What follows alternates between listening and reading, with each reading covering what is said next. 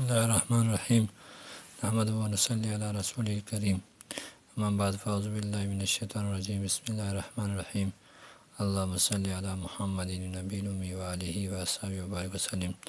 جزا اللہ عنا محمد ما هو اہلہ، یعنی اللہ تعالیٰ کے سامنے تضرع و عاجزی اختیار کرنا۔ ابتحال کے معنی ہے اللہ کے سامنے گڑگڑانا، تضرع و عاجزی اختیار کرنا، اللہ کی طرف متوجہ ہو کر خوب دعا کرنا۔ ابتحال اس سے مباہلہ بھی ہے۔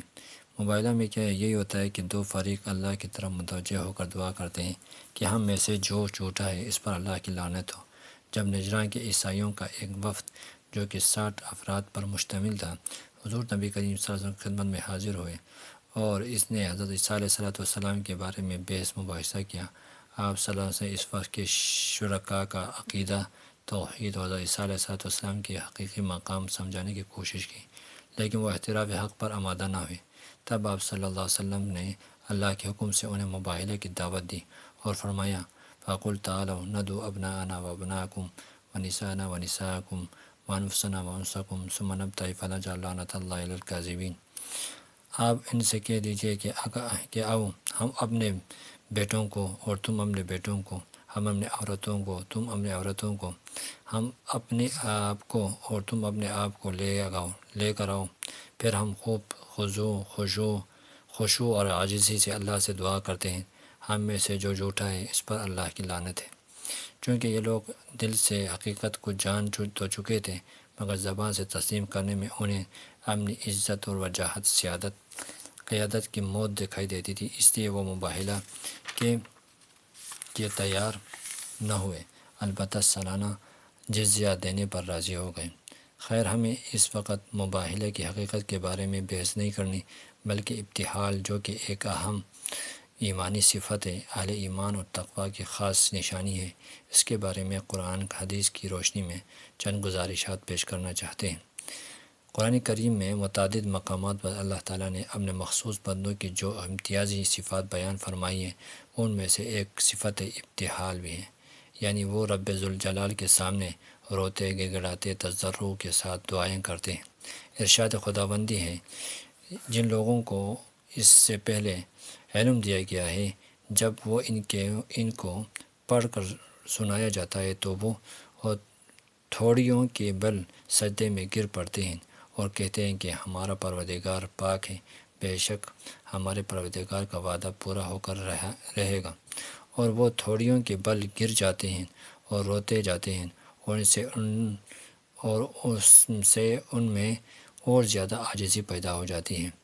قل آمنوا بی او لا تؤمنوا ان الذین اوتوا العلم من قبلہ اذا یتلی علیہم یخرون للاذقان سجدا ویقولون سبحان ربنا ان کان وعد ربنا لمفعولا ویخرون للاذقان ویبکون ویزیدہم خشوعا تتجافی جنوبهم عن المضاجع یدعون ربهم خوفا وطمعا ومما رزقناهم ينفقون۔ ان کے پہلو بچھونوں سے الگ رہتے ہیں اور وہ اپنے پروردگار کو خوف اور امید سے پکارتے ہیں، اور جو مال ہم نے ان کو دیا ہے ان میں سے خرچ کرتے ہیں۔ احکم الحکیمی کے سامنے ابتحال، تضرع، عاجزی، لاچاری، محتاجی، مسکینی کا اظہار عبدیت ہے۔ انسان کی تخلیق کا مقصد جو خود اس سے پیدا کرنے والے نے بتایا ہے، وہ عبدیت اور عبادت ہے۔ بندوں کی مقامات میں سب سے بلند مقام عبدیت ہی ہے، اسی وجہ سے بندے کو فضل اور شرف حاصل ہوتا ہے۔ ہمارے آقا حضرت محمد مصطفیٰ صلی اللہ علیہ وسلم ساری مخلوقات اور ساری کائنات میں سب سے لائق اور فائق تھے۔ یوں تو آپ کی پوری زندگی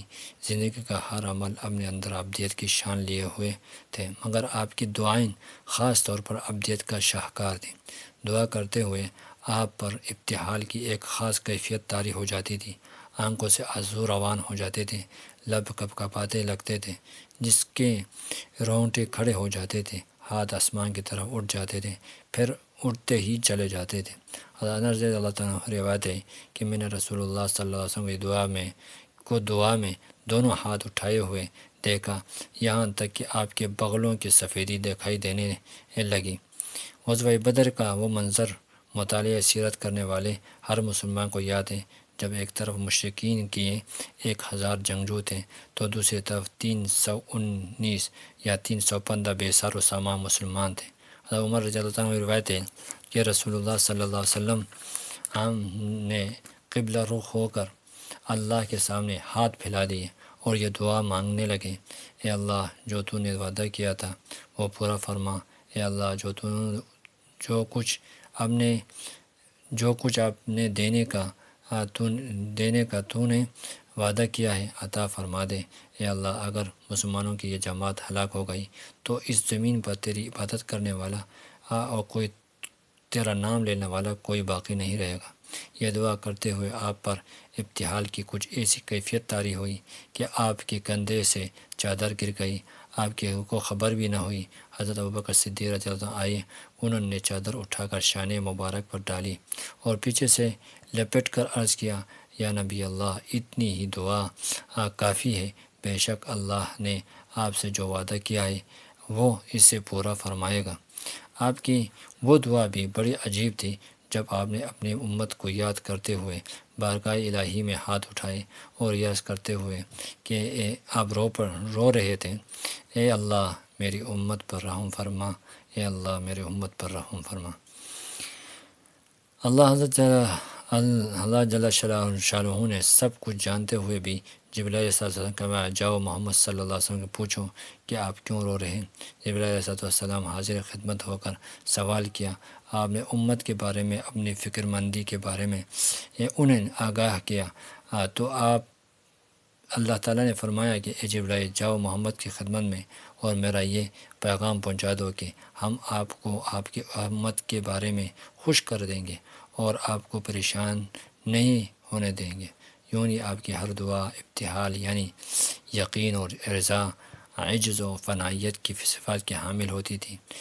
بسا اوقات جب آپ سحری کے مبارک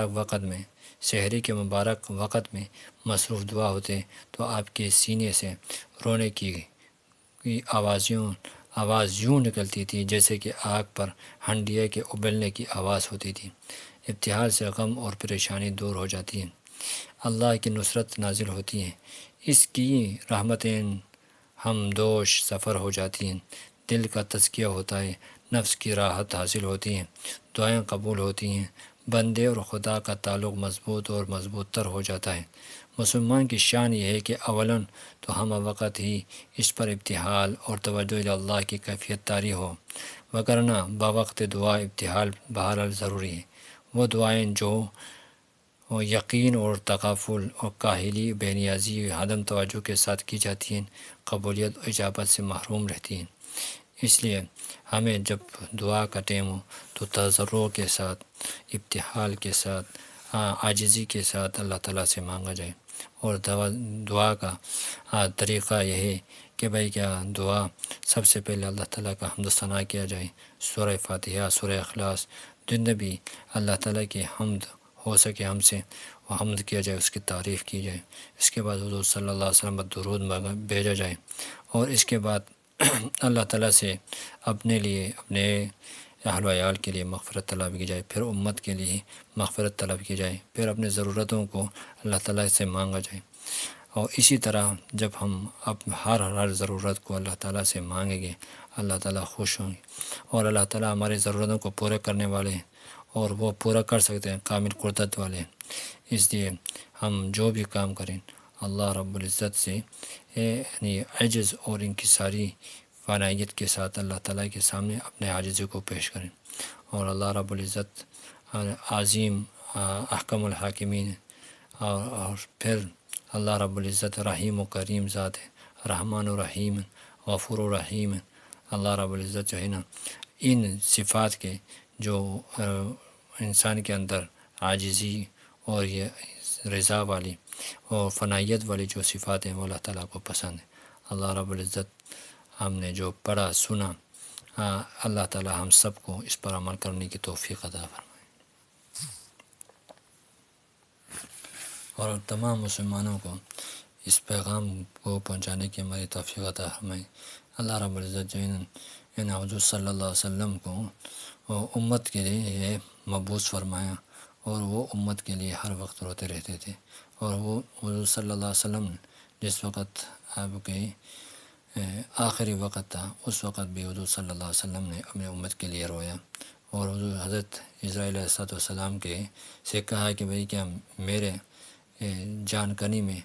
جتنا بھی زور یعنی کہ سختی ہے امت کے اوپر، جتنا سختی آ رہا ہے یعنی کیا جان کنی کے وقت، جان نکالنے وقت، تو اس یعنی کیا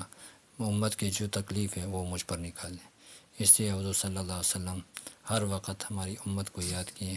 امت کے لیے پریشان ہوئے، امت کے لیے دعائیں کی۔ تو ہم بھی اپنے نبی کو بھول نہ جائیں، اپنے نبی کے لیے کیا کم از کم یہ کریں کہ بھئی کیا اس کے لیے دعا کریں، یہ کریں کہ اس کی درود شریف پڑھیں، حضور صلی اللہ علیہ وسلم کی جو بھی سنت ہیں ان پر عمل کریں۔